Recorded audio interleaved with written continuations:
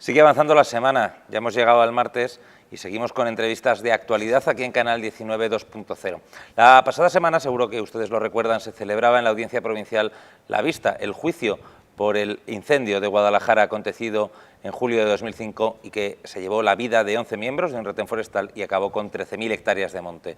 Nosotros, para valorar lo que fue aquel juicio y lo que ha sido la sentencia que se ha conocido este mismo lunes, hemos invitado a Miguel Solano, que es abogado de Guadalajara y que ha representado a lo largo de todos estos años y también en este último juicio a las familias, a 8 de las familias que perdieron seres queridos en aquella tragedia. Buenas tardes, Miguel. Buenas tardes. Lo primero que le quería preguntar es que me hiciera una valoración general de la sentencia. Los titulares han sido claros. De los 3 procesados que llegaron a este punto, solamente se condena a 1 a 2 años de cárcel, no entrará porque no tiene antecedentes penales en prisión, y una indemnización de 10,5 millones de euros, algo más para la Junta de Comunidades. ¿Cómo se han quedado ustedes? Pues en primer lugar, con relación al resultado, es decir, que está dentro del guión previsto. Es decir, nosotros pedíamos 3 años nada más. Y luego la Junta pedía 7, el fiscal pedía 2, y ahora hablaremos en principio de lo que aquí ha sucedido. Es decir, aquí el problema empieza no en este juicio, el problema empieza cuando se dictan los autos de sobreseimiento contra el grupo de gente que intervino en el proceso de extinción. Si le parece, de eso hablaremos largo y tendido un poco más adelante. Vamos a centrarnos un poco en lo que es más actualidad, la sentencia de este último día. Pues como le digo a usted, la sentencia en principio está dentro de los cauces que nosotros preveíamos que iba a suceder. Hoy ha visitado la presidenta regional, María Dolores de Cospedal, Guadalajara, y ha dicho que, bueno, que como presidenta regional tiene que respetar la sentencia y que espera que, fundamentalmente a ustedes, a las familias de las víctimas del incendio, les haya confortado. Esa es la pregunta, ¿les ha confortado? No, en absoluto. Nosotros, ¿cómo nos va a confortar? En fin, no, habrá querido decir otra cosa. Yo no la he oído ni puedo interpretar sus palabras, que es la primera noticia que tengo de que había estado en Guadalajara y que había dicho ese dato. Para nosotros lo que nos confortará será cuando esto se acabe, porque esto no se ha acabado. Es decir, hay pendiente una reclamación de responsabilidad patrimonial contra la Junta en función de la responsabilidad que la Administración adquiere como consecuencia del funcionamiento normal o anormal de los servicios públicos.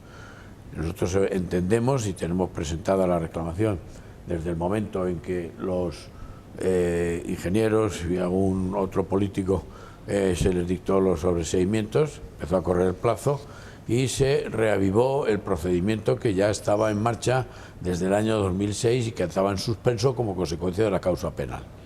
Acabado entonces el camino penal, cuando se levantaron las imputaciones, sobre todo había 20 y tantos políticos y técnicos de la Junta imputados y ustedes no recurrieron a aquella causa penal, ahora se centran sus esfuerzos entonces en esta otra causa de la que me está hablando. ¿En qué consiste? Pues en asumir, aunque no quiere decir compartir, que no hubiera responsabilidad penal para estos señores, y iniciar el procedimiento administrativo, que es la reclamación de responsabilidad patrimonial contra la Junta, que tiene 2 partes. Una parte principal, que es la de que se reconozcan los fallos que se cometieron. El escrito de reclamación patrimonial es un escrito de 300 folios y en este caso ya no es de cantidad, es de calidad, y lo digo a los efectos de lo que ha dicho aquí la sentencia, tirándole algún puyazo a la instrucción del sumario, en el sentido de que se dan toda clase de datos, citas, folios, grabaciones, informes, para determinar que se cometieron, en el suplico creo que son 20 y tantos fallos los que se denuncian, y entendemos que esos se deben asumir por la Administración. ¿Ustedes? Porque, permítame, que aunque ahora la Junta está gobernada por un partido político sino distinto al que entonces, señalar que la Junta sabe, y está documentado también en el escrito de reclamación patrimonial, que la responsabilidad y el perdón por los por los hechos sucedidos, por los fallos cometidos y por el comportamiento posterior, que así se recoge en el documento por parte de la Junta anterior, esto la Junta lo admitió. Lo que ocurrió es que no se firmó el documento porque de los 8 hubo familia y media, por así decirlo, que no estuvo conforme. Y los demás de alguna forma se solidarizaron con ellos y quisieron seguir todos juntos en el camino, independientemente de los resultados que luego después se hayan obtenido. Pues ya que ha ido usted hasta allí, vamos a retrotraernos en el tiempo. A ese momento en el que estuvieron cerca, o más cerca que nunca, las posturas entre los familiares y la Junta estuvo a punto de reconocer esos errores en la gestión y ustedes, bueno, a cambio iban a terminar con el proceso penal, levantar las acusaciones y bueno, se hubiera llegado a un acuerdo. ¿Se arrepiente de que no se hubiera llegado a aquel acuerdo? Bueno, es un arrepentimiento relativo. El documento era explícito, pero no con detalle de una serie de cosas. Incluso en el documento se comprometían a abrir expediente administrativo sancionador a los técnicos que habían obrado mal, independientemente de que aquello evidentemente suponía que si nosotros llegábamos al acuerdo y nos apartábamos del proceso, eso se archivaba, como ya se había intentado archivar, porque esto ha sido un rosario de espinas. En definitiva, en todo el proceso, con el problema de la primera juez, con el problema de la designación de los peritos, pues se designaron unos peritos judiciales que era un matrimonio en realidad, y los papeles, y uno de ellos es el que lo hizo y el otro que firmó, con unas manifestaciones y un nombramiento de que no estaba colegiada, de que no estaba en las listas de peritos y demás, y a pesar de todo se le nombró. Eso ya se hizo así cuando ratificaron el informe en el sumario. La señora no contestaba nada porque no sabía nada realmente, y el compañero, hubo más de 40 preguntas que no contestó, con el no sé, no me consta, es decir, y ese ha sido el informe en el que se basaron la resolución de los sobreseimientos para determinar que no había ningún tipo de responsabilidad. Ese es el informe. Estos señores han comparecido ahora en el acto del juicio. Por parte de la defensa le fueron a hacer una serie de preguntas a la señora. La señora no sabía contestar porque no sabía nada del informe. Ya había momentos en que el marido, que estaba al lado con el informe policial, la iba señalando y le iba apuntando con un lapicero. Es decir, aquello fue algo apoteósico. Y por la propia sala intentó cortar esa situación, ese calvario que estaba pasando al perito, precisamente porque se estaba dando cuenta de que ellos se habían basado en ese informe para los sobreseimientos, y a la sala no le convenía, en definitiva, que eso quedara de manifiesto. En cualquier caso, quedaron procesados los que quedaron, que fueron solo 3, se ha condenado a 1. Apartando ese procedimiento del que hemos hablado antes, patrimonial contra la Junta, ¿van ustedes a recurrir esta sentencia? No, en absoluto. ¿Les consta si alguna de las otras partes, ya sabemos que el abogado del procesado o del condenado sí lo va a hacer, si alguna otra parte ha manifestado su voluntad de recurrirla? No lo sé, porque yo, con posterioridad a esto, en realidad no he hablado con ninguno prácticamente, y me ha sorprendido que el abogado defensor diga que va a recurrir al Supremo. En fin, no lo sé, es decir, yo en su puesto no lo hubiera hecho. Ustedes pedían para los 3 acusados 3 años de prisión y algo relacionado con el suelo, Sí, vamos a ver, nosotros pedíamos que hay un artículo, el artículo 355 del Código Penal, que dice que cuando la sala podrá, es una facultad, no es una obligación, para recordar que la calificación del suelo en las zonas afectadas por un incendio forestal no pueda modificarse en un plazo de hasta 30 años.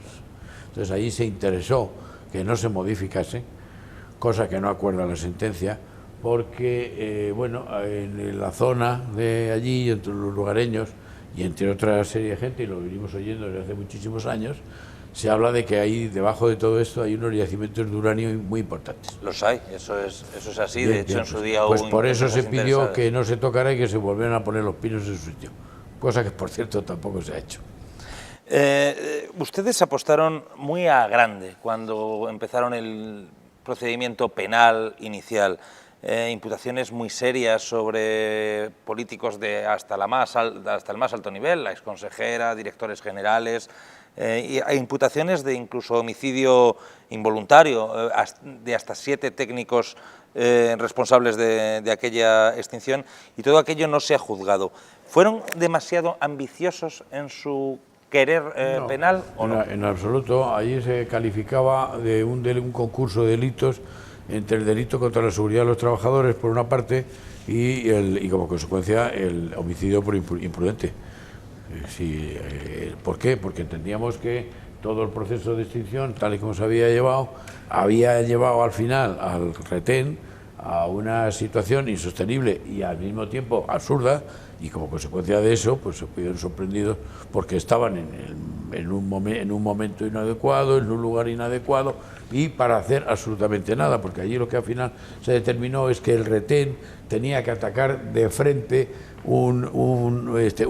atacar frontalmente un frente que venía con unas llamas de 20-25 metros. Y los medios que tenía son una paleta de darle al suelo, un depósito de 12 litros de agua que sale pulverizada, y luego los trajes de amianto estos que llevaban, en definitiva, que evidentemente no sirvieron para nada, como lo prueba que quedaron todos calcinados, en definitiva. Y fue en cuestión de segundos, efectivamente. Bueno, en cuestión de segundos no, en definitiva, quien da la orden de entrar, que es el jefe de retén, que también resultó fallecido, nunca debe haberlo hecho.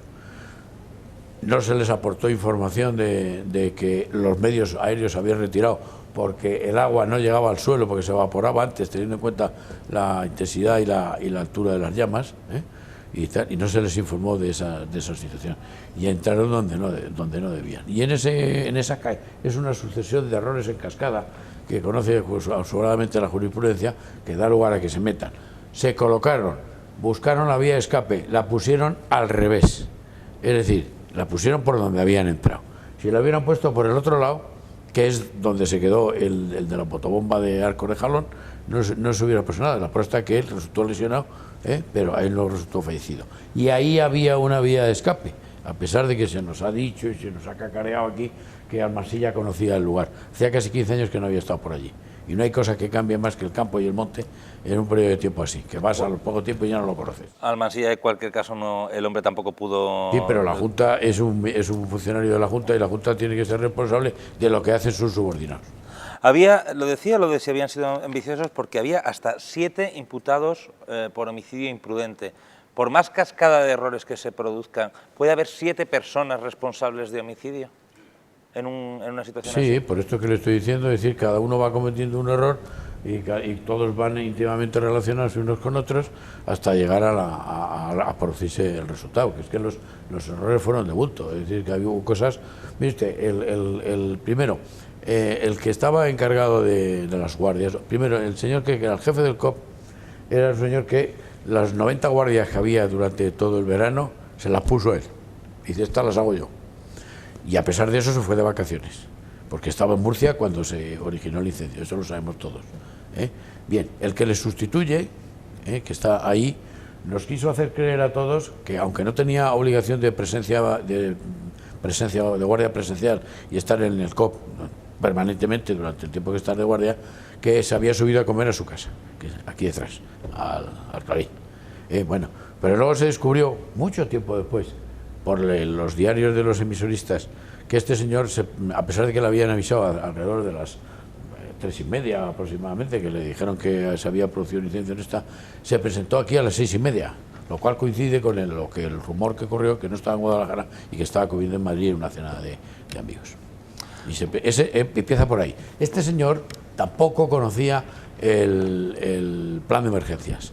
Y hay una conversación grabada, que es gravísima, en el que, hablando con Toledo, en el 112, con otro ingeniero, le dice, pero ¿qué tengo que hacer? ¿Qué tengo que hacer? Porque no sabía lo que tenía que hacer. Y entonces, perdóname, y ya concluyo esto, automáticamente lo que hace es le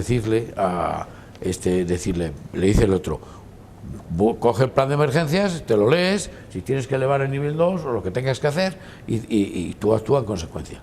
Y le pregunta, dice, ¿y qué es el plan de emergencias? ¿Dónde está el plan de emergencias?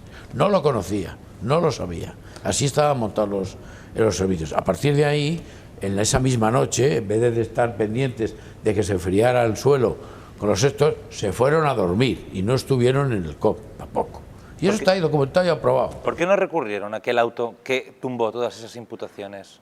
No solo la de Aguilar, pues del que estaba hablando antes. Yo llevo 49 años ejerciendo la profesión y poco a poco yo he ido perdiendo la fe en los tribunales. y por esa razón no recurrimos. No lo esperaba yo de un abogado de tantos años como usted. ¿No tiene fe en los tribunales? Precisamente por eso. El deterioro que se viene produciendo en la Administración de Justicia desde hace aproximadamente 15-20 años es absolutamente lamentable. Y yo he ejercido en las dos épocas, antes de la democracia y después. Y fíjate lo que le digo. Es decir, usted lo está viendo, la composición del Consejo, en fin, toda esta serie de cosas. Esto es insostenible. ¿Cree usted que en este juicio se ha dejado llevar la justicia por su carga de politización? Yo prefiero no contestar, pero yo creo que los hechos hablan por sí solos. Hablábamos antes de la reclamación patrimonial que ahora van ustedes a llevar contra la Junta. O que está en marcha contra la Junta. La Junta ha cambiado de manos, también hemos hablado de ellos, ahora está en manos del Partido Popular, que no es el mismo partido que la gestionaba. De hecho, desde que gobierna el Partido Popular ha tenido mucha cercanía la Junta con su colectivo, con el colectivo al que usted representa, con las familias, o por lo menos con algunas de ellas, con las familias a las que usted representa.